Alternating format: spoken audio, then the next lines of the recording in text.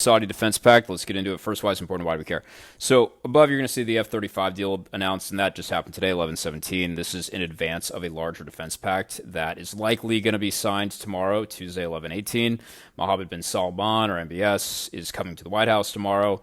And this deal being announced literally the day before, one is a really big green shoot for that defense pact and just a big deal on its face. So we'll get into the big stuff, but just to touch on this, obviously the F-35 is the most advanced fighter jet that we sell any foreign nation. So them being allowed to get it, us selling it to them, is a big deal because they've been blacklisted for a long time. Then take a second to zoom out. So great, the F-35 deal is a big deal, but this is all part of a broader defense pact that's being negotiated and has been negotiated for a very long time now. It's been starts and fits, but this looks like it could be an official announcement tomorrow. Now, there's a few reasons why this is interesting and also controversial, just the whole relationship. Obviously, there's some 9/11 tie-ins.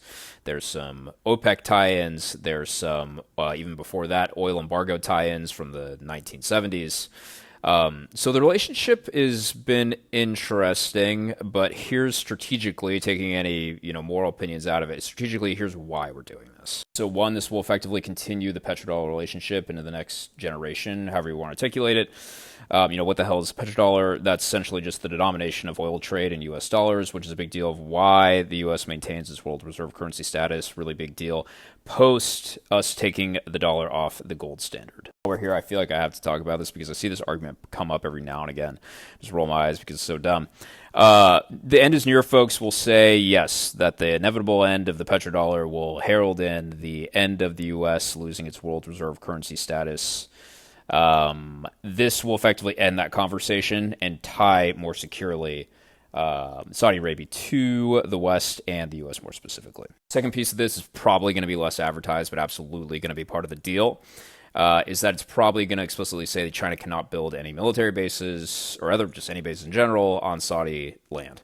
The U.S. currently has some bases right now, and this is important because during the Biden administration, when Saudi Arabia was flirting with the idea very openly of trading with China, their oil trade specifically in Chinese yuan, which was a big deal, at that same time, they were also saying, hey, maybe we allow China to build some bases on our land, which would be a huge geopolitical table flip in the opposite direction on our favor. The last piece is some civil nuclear component we're likely to see. So the Saudis have been trying to diversify their economy and also their energy mix.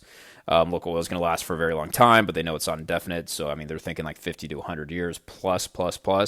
Long time thinking. Plus, it's always just going to diversify. So, let's say Iran throws missile over, knocks over some rigs, energy security, whatever. If they have a few nuclear reactors running in the back, they don't have to worry about it as much.